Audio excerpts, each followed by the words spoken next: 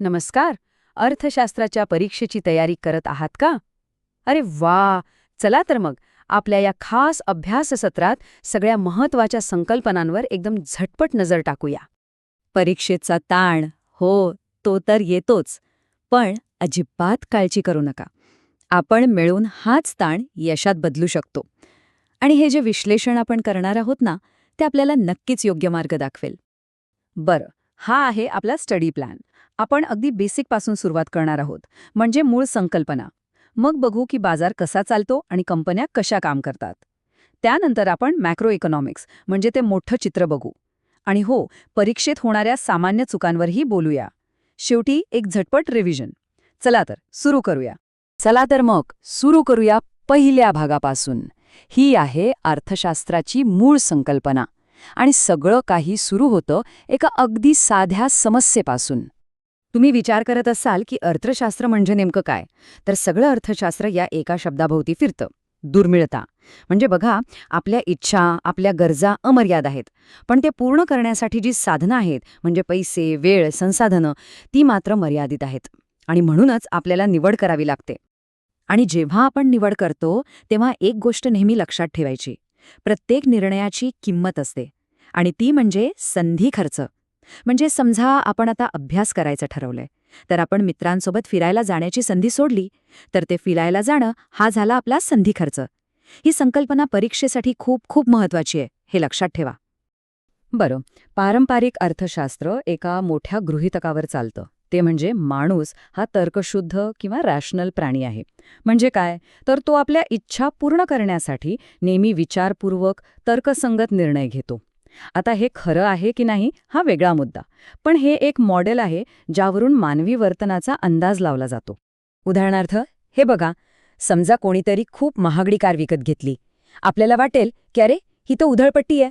पण अर्थशास्त्रानुसार तो निर्णय त्या व्यक्तीसाठी तर्कसंगत आहे, कारण तिच्या आवडीनिवडी, तिची माहिती आणि तिला मिळणारं समाधान यावर तो आधारित असतो.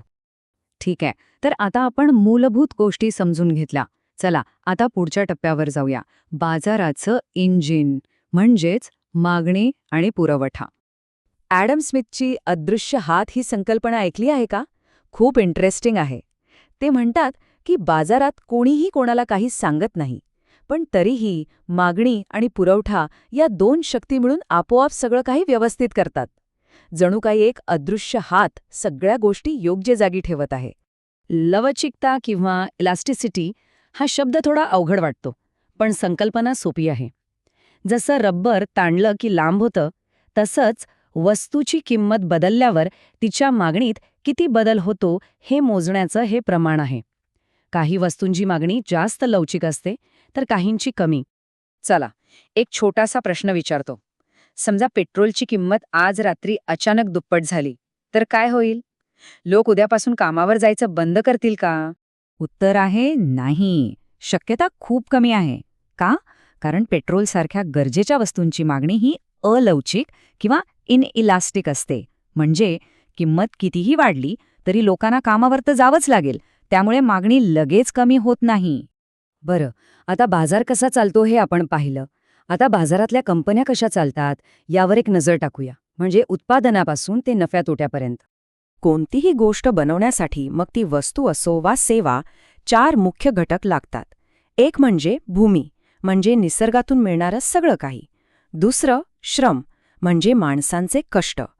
तिसरं भांडवल, म्हणजे अवजारं, मशीन आणि ज्ञान. आणि चौथा, सगळ्यात महत्वाचा, तो म्हणजे उद्योजक, जो या सगळ्यांना एकत्र आणून काहीतरी नवीन निर्माण करतो.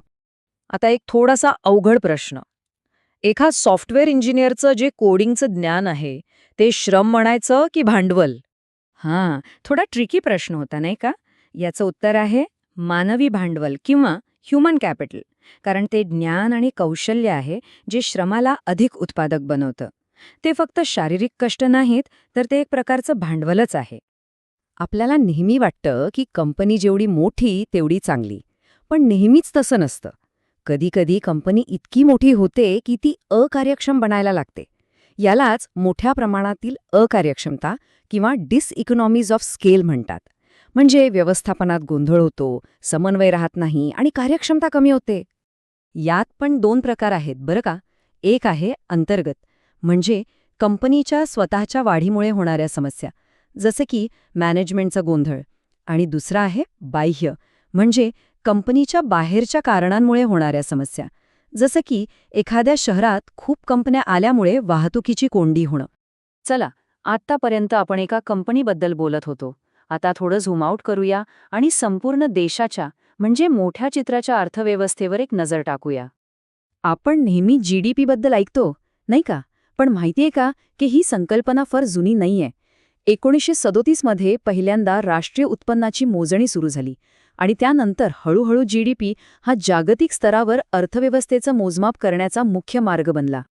आणि जागतिकीकरण म्हणजे काय याचं हे एक उत्तम उदाहरण आहे. AMD सारखी कंपनी बघा. संशोधन अमेरिकेत, उत्पादन जर्मनीमध्ये आणि जुळवणी चीनमध्ये. जग किती जवळ आलं आहे. यालाच म्हणतात ग्लोबल सप्लाय चेन किंवा जागतिक पुरवठा साखळी. बरं, आता एक महत्त्वाचा भाग, परीक्षेत कोणत्या सामान्य चुका होतात आणि त्या कशा टाळायच्या ते बघूया. या चुका करू नका. सगळ्यात मोठी आणि सामान्य चूक म्हणजे मायक्रो आणि मॅक्रो इकॉनॉमिक्समधला फरक न समजणं. अगदी सोपं आहे, लक्षात ठेवा. मायक्रो म्हणजे सूक्ष्म, म्हणजे लहान चित्र. ह्यात आपण एका व्यक्तीचा, एका कंपनीचा अभ्यास करतो. आणि मॅक्रो म्हणजे स्थूल, म्हणजे मोठं चित्र. ह्यात आपण महागाई, बेरोजगारी, GDP यांसारख्या संपूर्ण अर्थव्यवस्थेच्या गोष्टींचा अभ्यास करतो. चला, आता आपण जवळजवळ शेवटच्या टप्प्यात आलो आहोत. परीक्षेच्या आधीची एक शेवटची 60 सेकंदांची जलद उजळणी करूया. ही चेकलिस्ट आहे. या संकल्पना आपल्याला माहीत असायलाच हव्यात. दुर्मिळता, संधी खर्च, मागणी आणि पुरवठा, लवचिकता, उत्पादनाचे 4 घटक, मोठ्या प्रमाणातील अकार्यक्षमता, GDP आणि हो, सूक्ष्म आणि स्थूल अर्थशास्त्रातला फरक. ही यादी एकदम पक्की करून ठेवा. तर आता आपण परीक्षेसाठी तयार आहोत. जाता जाता एक प्रश्न. आता हे सगळं समजल्यावर अशी कोणती एक आर्थिक गोष्ट आहे जी आपल्याला रोजच्या आयुष्यात आता पूर्वीसारखी दिसणार नाही? विचार करा. परीक्षेसाठी खूप खूप शुभेच्छा.